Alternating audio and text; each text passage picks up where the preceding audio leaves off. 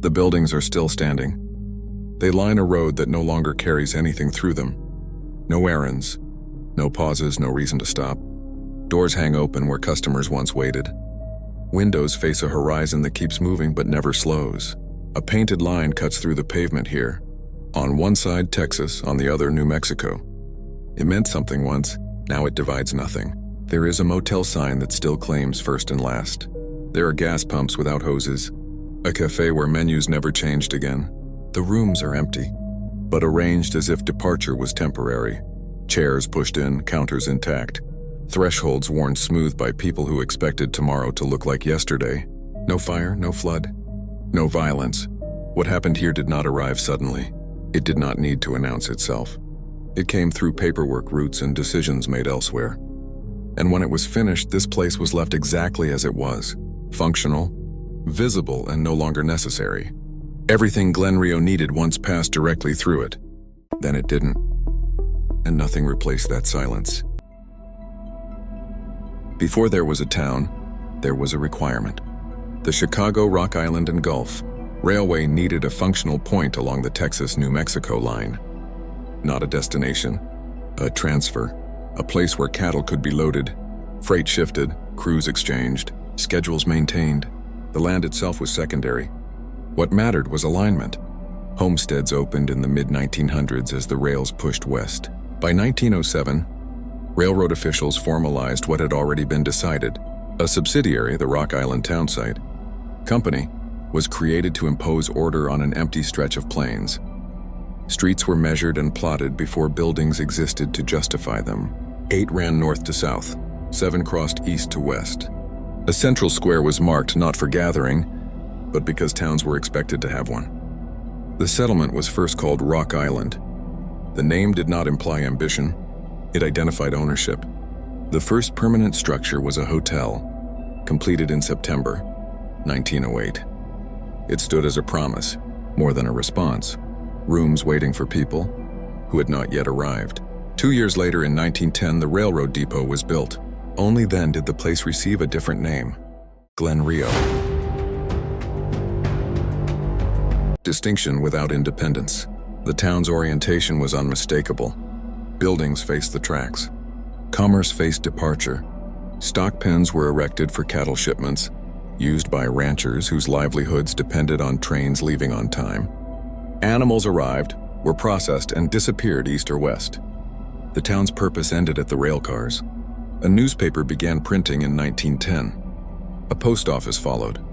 Electricity arrived in 1919. These were not signs of prosperity. They were signs of adequacy, evidence that the system functioned well enough to justify maintenance. By 1917, roughly 100 people lived in Glenrio.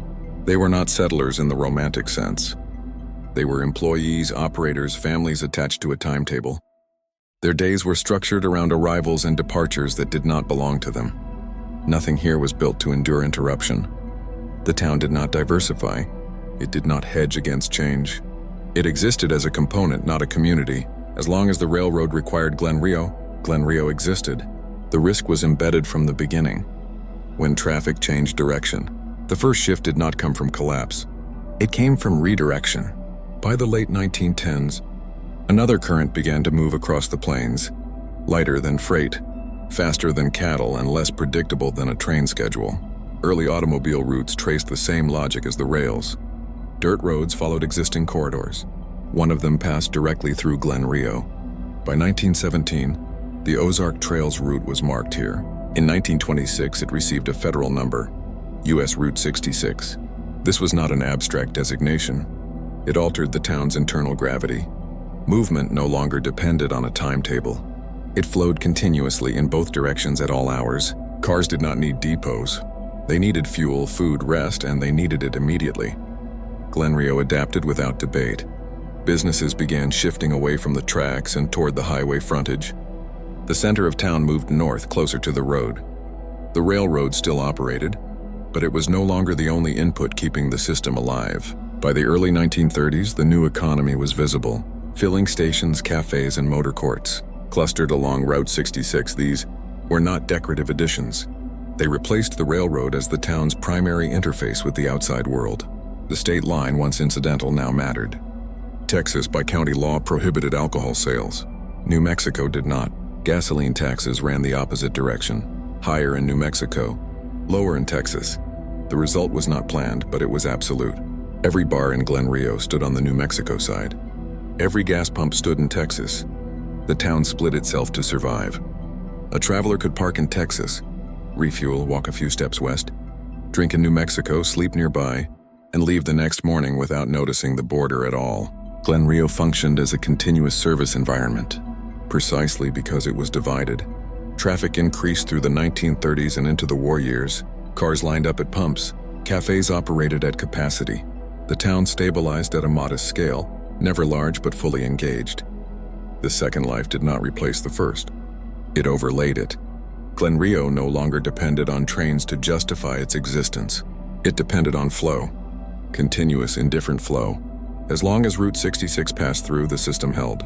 By the 1940s, Glenrio was no longer experimenting. It had settled into its final form.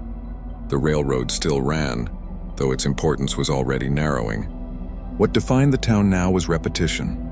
Cars stopping, engines idling, doors opening and closing in predictable rhythms.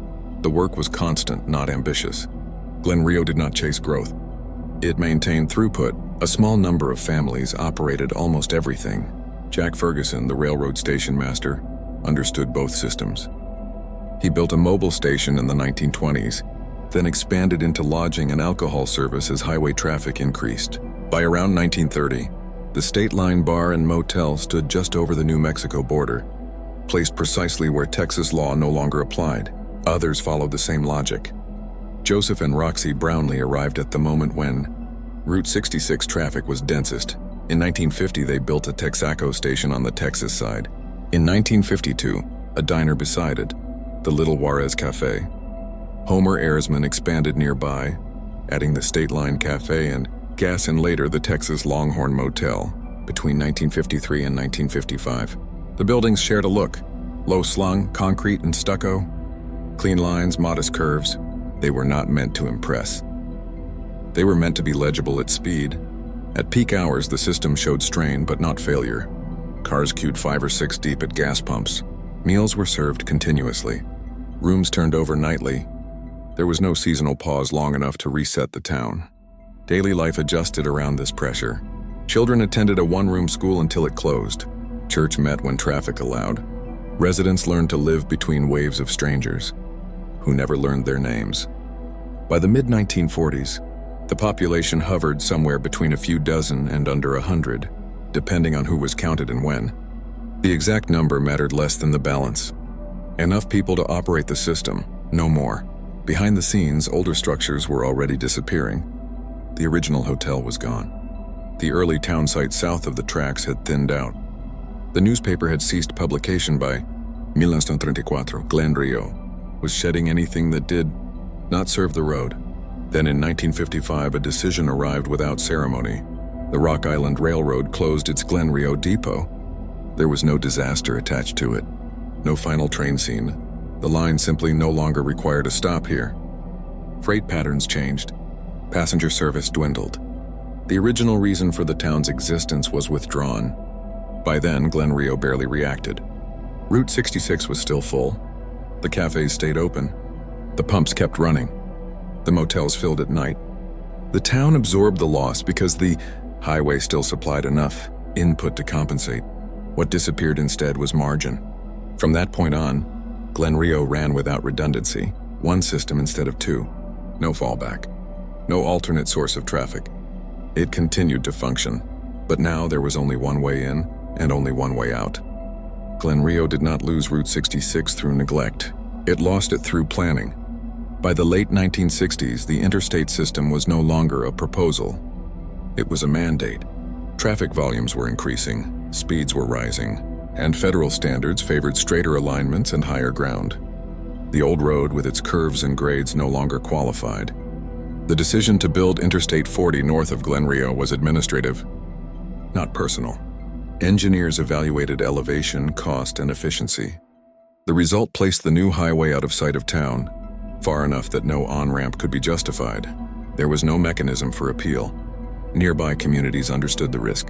Adrian, Texas, east of Glenrio, lobbied to keep the interstate within reach, arguing that tourism losses would be permanent. Glenrio had no comparable leverage. It was unincorporated. It had no council, no tax base, no political weight. When the route was finalized in the early 1970s, the outcome was already fixed. Interstate 40 opened to traffic by the mid-1970s. With it came an immediate reordering of movement. Vehicles no longer slowed as they approached Glenrio. They did not pass its businesses. They did not encounter its signs. The highway did not curve near town. It did not acknowledge it. Route 66 was demoted almost overnight. The former main road became a frontage loop, lightly maintained, functionally invisible. The flow that sustained Glenrio for nearly 50 years stopped with no transitional phase. There was no gradual decline in customers. There were none. Within 2 years, nearly every business closed. The Arisman family dismantled their operation and reopened near an interstate exit in ND, New Mexico. Others did the same or left entirely. Equipment was moved. Signs were taken down or left in place, no longer facing traffic. Glenrio had not failed. It had been bypassed. The loss was total because it was complete. There was no alternative economy to absorb the change. No residential base to sustain basic services. No reason for anyone to arrive who did not already live there. The road that once defined the town now passed several miles north uninterrupted. What remained was a place fully built for an input that no longer existed, and nothing in Glenrio was designed to operate without it. After the bypass, Glenrio did not empty all at once. For a short time, the town attempted to continue on residual motion. Local routines, remaining residents, habits formed over decades. But the system no longer received anything from outside. No customers arrived by accident. No deliveries were justified by volume. Every action now required intention. Most people left quickly. By the late 1970s, the cafés were closed. The motels were dark. Gas pumps stood unused, their purpose invalidated by distance. The buildings did not change, but their function did. They became containers for equipment that would never be needed again. A few residents stayed behind, not to revive the town, but because leaving carried its own costs. Houses remained occupied even as businesses shut down around them. The post office lingered briefly, then closed. Mail routes were reassigned. Civic life ended without ceremony. By the mid-1980s, only 2 people were documented as living in Glenrio. There was no announcement. No official dissolution. Glenrio was unincorporated. There was nothing to dissolve. The town did not die in legal terms. It simply stopped being operated. Utilities became intermittent. Roads were no longer maintained beyond necessity. The former Route 66 loop remained paved but irrelevant, a service road without service. The last occupied properties belonged to families whose history was already embedded in the place. The Brownlee House remained in use. A portion of the Texas Longhorn Motel was converted into an office. These were not signs of recovery. They were holdouts. Everything else was abandoned intact. Rooms were left furnished. Counters remained stocked with fixtures. Signs were not removed because no replacement signs were needed. There was no incoming activity to justify change. By 2000, the population was recorded as 5. In practical terms, the number meant very little. There was no school, no store, no public space in operation. Glenrio existed only as private property surrounded by defunct infrastructure. What had once been a service environment was now a static one. The town did not decay because it was vandalized. It decayed because nothing interacted with it anymore. Without inputs, even a fully built system becomes inert, and Glenrio had been built for nothing else. Glenrio did not collapse into rubble. It stayed recognizable. The old Route 66 roadbed still passes through, now labeled as a loop and accessed by a gravel frontage road from Interstate 40. The alignment is intact. The distances between buildings still make sense. The town can still be read. 17 structures remain along the road identified in historical surveys. Concrete and stucco cafés, service stations with open bays, a bar, a motel, a diner. Their designs are utilitarian, mid-century, shaped by speed and clarity rather than ornament. None of them are safe. Windows are missing. Roofs have failed. Floors sag where customers once stood in line. Wind moves through rooms that were meant to be sealed. The desert climate erodes slowly but continuously. Timbers soften, walls crack, paint thins without ever fully disappearing. Only two structures remain occupied, the former, Brownlee family house and a portion of the old, Texas Longhorn Motel used as an office. All other buildings are open to the elements, maintained only by gravity. There are no services here, no utilities in general operation, no businesses intended for the road. For a period in the 2010s, a single licensed operation existed briefly on the New Mexico side, oriented not toward the town, but toward interstate traffic miles away. It did not interact with Glenrio as a community. It merely occupied space. Ownership consolidated quietly. Descendants of the families who once operated the town came to hold most of the land. Presence became custodial rather than commercial. The place is now defined by exposure. Everything that once justified these buildings has been removed, but the buildings remain to demonstrate what that justification required. The layout is preserved not by intention, but by the absence of replacement. Glenrio is not hidden. It sits in open country, visible from a road that no longer needs it. Visitors can walk through it freely because there is nothing left to interrupt them. The danger now is structural, not dramatic. Floors give way, porches collapse, walls lean without warning. These are the risks of abandonment. Not of time passing, but of time passing without use. What remains is a complete system with no function. And that completeness is what makes it unsettling. Glenrio was never erased. It remains on maps. Its name still appears at the border, attached to an exit number, a frontage road, a cluster of structures that refused to disappear. The town did not vanish because it was unwanted. It vanished because it was no longer required. Every decision that shaped its end was procedural. The railroad closed its depot when freight patterns changed. The interstate bypassed the town when efficiency demanded higher ground. State policies dictated where alcohol could be sold and where fuel could be taxed. None of these choices targeted Glenrio specifically. They applied everywhere they could. But Glenrio had no redundancy. It was built to receive movement, process it briefly, and release it again.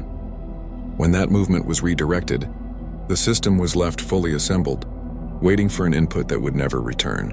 There was no violence in its abandonment. No single final day. Families packed up in stages. Businesses relocated or closed. Lights went out one circuit at a time. What makes Glenrio difficult to dismiss is how intact it remains. The distance between the gas station and the cafe still matches the length of a car pulling off the road. The motel rooms still face the direction traffic once arrived from. The state line still cuts through the pavement, even though it no longer regulates anything here. This was not a place defeated by hardship. It was a place optimized into irrelevance. Glenrio demonstrates how completely a functioning environment can be neutralized by rerouting flow, how quickly usefulness can be withdrawn without physical destruction, how permanence depends less on construction than on connection. The road moved on. The town stayed, and nothing has been added since. There is no moment when Glenrio becomes something else. It does not transition into a memorial or a lesson, or a destination with an agreed-upon meaning. It remains what it was last required to be, minus the requirement. The structures are not curated. The road is not restored. Nothing asks for attention. The interstate continues to carry traffic past the town at a distance. Drivers do not slow because there is no signal to slow for. The exit appears, then disappears. The movement never intersects with the place it replaced. What lingers in Glenrio is not nostalgia, but alignment. Everything here still points toward flow. Signs face the wrong direction. Buildings angle toward a road that no longer delivers anyone to them. The orientation has outlived the function. Abandonment in this case was not a failure of care. It was the logical conclusion of a series of successful decisions. Each one improved efficiency somewhere else. Each one removed a necessity here. No one returned to restart the system because there was nothing left to connect it to. Glenrio remains visible enough to be recognized, intact enough to be understood, and empty enough to feel unresolved. It does not ask to be saved or explained. It stands at the line between two states under open sky, waiting for nothing. The last thing that passed through Glenrio was traffic. The silence that followed has never been interrupted. Glenrio still appears on highway signage, but only indirectly. Interstate 40 lists an exit number at the Texas-New Mexico line. The ramp descends, meets a frontage road, and reconnects with the former alignment of Route 66. The distance between the interstate and the town is short in miles, but complete in function. Nothing along the exit requires a stop. The old road is still paved. It still carries a name, but it is no longer part of a network designed to move people through places. It serves only what already exists along it. The buildings remain positioned exactly where traffic once needed them. The Texaco station faces the direction cars arrived from, the Little Juarez. Cafe sits close enough to the pumps that a meal could be ordered while a tank filled. The State Line motel is oriented toward headlights approaching at night. Its sign angled to be read at speed. None of that orientation has changed. What has changed is the absence of response. No doors open when vehicles approach. No lights come on at dusk. No maintenance resets the space for another day of use. The structures persist in a state of readiness that is no longer required. Historical surveys conducted decades after closure note the same conditions. Repeatedly missing windows. Collapsed roofs, exposed interiors. These are not signs of sudden ruin. They are the result of long-term non-use. Nothing replaced what was lost because nothing needed to. The town has no governing body. It never formally did. There is no ordinance declaring it abandoned. No resolution marking an end. Records simply stop listing active services. Post office closed. School long gone. Newspaper ceased decades earlier. Electricity intermittent, then absent. What remains is ownership without operation. Land titles persist. Family names persist. Descendants of those who built and ran Glenrio still control much of what stands. Presence exists without activity. Stewardship without renewal. The place has not been repurposed. It has not been redeveloped. It has not been reinterpreted. No new system has been connected to it. Glenrio did not fail in isolation. It followed the logic imposed on it from the beginning. First by rail, then by highway, then by a larger highway that no longer needed it.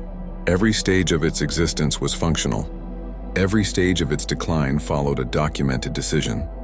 Nothing here asks to be explained. The road that once sustained Glenrio now passes north of it, uninterrupted, carrying movement past a place that no longer participates. The town remains exactly where it was left, and nothing has required it since. There are no services in Glenrio, but not everything is gone. Two structures remain occupied. One is the former Brownlee family house. The other is a portion of the Texas Longhorn Motel, converted into an office. These are not adaptations meant to restart the town. They are continuations, residences, that never fully shut down because leaving was never required all at once. This matters because it establishes a boundary. Glenrio is not empty land. It is not erased. It is inactive. Ownership consolidated quietly over time. Properties that once changed, hands through business deals or inheritance stopped circulating. With no market pressure, there was no incentive to sell, rebuild, or remove what stood there. The buildings remained because removing them would require effort without return. The old Route 66 alignment still receives occasional maintenance, but only enough to keep it passable. It functions as a frontage road, not a destination. Its purpose is access, not connection. Visitors arrive now without being received. There are no signs instructing them to stop or stay out. No gates, no curated paths. The town presents itself exactly as it was left, which means it offers no guidance on how to move through it. People walk where sidewalks once led to businesses. They step through doorways that no longer define interior and exterior. This lack of mediation is part of what remains functional. Glenrio does not interpret itself. It does not frame its history. It does not ask for understanding. The buildings are still legible. The diner is still identifiable as a diner. The motel rooms are still arranged for overnight stays. The gas station bays still face the road. Nothing has been reconfigured to suggest a new use. Time has not been dramatic here. It has been administrative. Historical documentation lists Glenrio as a ruins district. 17 structures are counted. Their condition is described plainly. Abandoned, deteriorated, open to the elements. No effort is made to elevate their meaning beyond that. The absence of restoration is not neglect. It reflects a lack of necessity. No institution depends on Glenrio's survival. No economy requires its revival. What still works here is alignment. The town remains correctly positioned. Relative to a road that no longer carries what it once did, it remains divided by a state line that no longer regulates activity. It remains constructed for a scale of movement that no longer exists. Everything Glenrio needs to function is still in place. What is missing is the reason to turn it back on. Glenrio was never isolated. Even after the businesses closed and the population thinned, The town remained physically connected to the systems that replaced it. The interstate runs close enough to hear. Freight trains still pass on distant lines. Power infrastructure crosses the region. Nothing about the location became remote. What changed was relevance. The final condition of Glenrio is not ruin but exclusion. It sits just outside the thresholds that justify maintenance, investment, or attention, close enough to be seen, far enough to be ignored. This condition is stable. Decades have passed without reversal because no policy requires one. The federal highway system does not revisit bypasses. Railroads do not reopen depots that no longer serve freight logic. Counties do not reincorporate towns without populations that demand governance. Glenrio persists because it is administratively complete. There are no unresolved claims, no pending closures, no infrastructure half-finished. Everything that was meant to end has already ended. The buildings continue to deteriorate at a predictable rate. The road continues to carry only those who choose to leave the interstate. The land continues to be owned, taxed, and recorded. Nothing here is waiting for a future decision. This is the final state produced by a sequence of rational actions. A place that still exists, still occupies space, still appears on maps, but no longer participates in the systems that once sustained it. It is not paused. It is concluded. The road through Glenrio still aligns with the horizon. It enters town at the same angle it always did, passes the same buildings in the same order, and exits without resistance. Nothing blocks it. Nothing redirects it. The alignment remains correct, even though the reason for it has been removed. The state line still crosses the pavement. It once determined where fuel was sold and where alcohol could be poured. Now it regulates nothing visible. There is no sign that acknowledges it. Only the paint remains faint and intermittent. The motel rooms face east and west, built for headlights that no longer arrive. The cafe counters remain fixed at a height meant for standing customers. The gas station bays still open toward a road that no longer supplies vehicles needing them. These were precise decisions once. They have not been revised. The buildings deteriorate without interruption, not dramatically, not all at once. Roofs fail where water collects. Walls crack where heat cycles repeat. Floors give way where no weight redistributes them anymore. Nothing counters this process. There are no crews scheduled, no funding cycles, no emergency repairs. The decay is not accelerated, but it is uninterrupted. Two occupied structures remain, separated from the rest by use rather than distance. Their presence does not change the condition of the town. They exist within it, not against it. The interstate continues to carry traffic past Glenrio, just north of sight. Thousands of vehicles pass daily without encountering the place they replaced. The exit appears, then recedes without requiring a decision. Glenrio does not mark its own ending. There is no plaque explaining what it was, no boundary declaring what it is now. It remains readable only to those who slow down and walk through it. The system that once sustained Glenrio was not destroyed. It was rerouted. What remains is a complete town with no function, preserved not by care but by omission. The road stays open, the buildings stay standing, and nothing arrives to tell them otherwise.